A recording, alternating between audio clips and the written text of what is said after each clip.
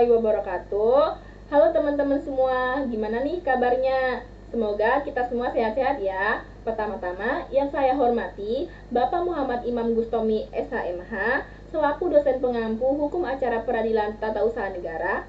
Tak kenal maka tak sayang, maka kenalin dulu, nama aku Ica Utami dengan NIM 8111422279.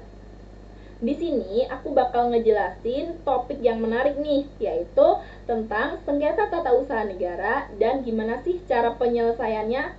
Yuk, simak sampai akhir ya. Oke, langsung aja kita bahas ke pembahasan pertama. Apa sih sebenarnya sengketa tata usaha negara itu? Jadi, sengketa tata usaha negara itu adalah konflik yang terjadi antara orang atau badan hukum perdata kayak warga atau perusahaan dengan pejabat pemerintahan yang telah diatur oleh Undang-Undang Nomor 5 Tahun 1986. Biasanya nih ada kaitannya sama keputusan tata usaha negara atau yang sering kita singkat KATUN. Nah, apa sih KATUN itu sendiri? KATUN sederhananya yaitu keputusan tertulis yang dikeluarkan oleh pejabat pemerintahan dan sifatnya ini ada 3. Yang pertama, konkret, yaitu berhubungan dengan hal tertentu. Yang kedua yaitu individual atau ditujukan buat orang atau pihak tertentu. Dan yang terakhir ini bersifat final, yaitu sudah selesai, tidak bisa diubah, dan ada dampak secara hukumnya.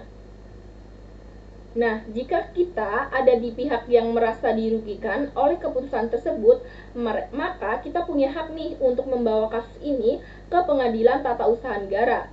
Menariknya, sengketa jenis ini hanya dapat diselesaikan melalui pengadilan tata usaha negara aja, sehingga menjadi forum khusus untuk mencari keadilan dalam sengketa administrasi pemerintahan. Oke, selanjutnya kita akan membahas gimana sih alur penyelesaian sengketa tata usaha negara itu sendiri. Ternyata prosesnya itu ada 2. Yang pertama yaitu upaya administratif, merupakan upaya awal sebelum ke pengadilan, yaitu suatu alur yang diperoleh oleh seseorang, lembaga, atau pejabat tata usaha negara ketika mereka merasa tidak puas atau tidak berkenan terhadap keputusan yang dikeluarkan dan dijalankan di pemerintahan yang mana ia merasa dirugikan. Nah, dalam upaya ini juga ada 2 cara. Yang pertama itu banding administratif, yaitu berarti kita mengajukan banding atau permintaan ulang ke pejabat atau instansi yang mengeluarkan keputusan itu. Hal ini diatur dalam SEMA nomor 2 tahun 1991. Selanjutnya ada keberatan. Nah, merasa keberatan sama keputusan itu, kita bisa minta pejabat atau badan pemerintahan tadi untuk meninjau ulang keputusannya. Tujuan utamanya yaitu adalah biar masalahnya ini selesai di tingkat administratif aja, jadi tidak perlu untuk dibawa ke pengadilan. Selanjutnya, penyelesaian melalui pengadilan. Kalau upaya administratif tidak berhasil atau tidak memuaskan, baru nih kita bisa bawa sengketa ini ke pengadilan tata usaha negara. Prosesnya yaitu pertama ini ada proses secara dismissal. Ketua Petun bakal mengecek dulu apakah gugatan kita ini sesuai atau tidak, dalam arti memenuhi ketentuan pasal 62 ayat 1 Undang-Undang Nomor 5 Tahun 1986. Jika memenuhi salah satu saja dari pasal 62 ayat 1 ini, maka tidak lolos dismissal, begitupun sebaliknya. Selanjutnya yaitu pemeriksaan persiapan.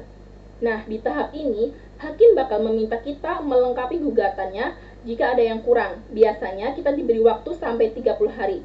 Jika tidak dilengkapi, gugatan dianggap tidak bisa diterima. Nah, terhadap putusan ini tidak dapat digunakan upaya hukum, tetapi dapat diajukan gugatan baru. Nah, yang terakhir yaitu sidang terbuka.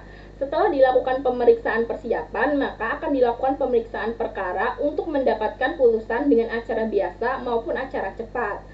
Terhadap putusan petun dapat dimintakan pemeriksaan banding oleh penggugat atau tergugat kepada PT Tun.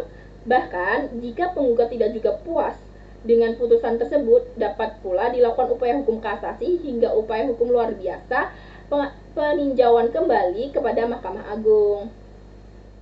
Nah, itu tadi penjelasan singkat mengenai sengketa tata usaha negara dan alur penyelesaiannya. Intinya, Jika kita merasa dirugikan oleh keputusan pejabat pemerintahan, ada jalur hukum yang bisa kita tempuh untuk mencari keadilan. Semoga video ini bermanfaat buat kita semua. Sekian dari aku, terima kasih.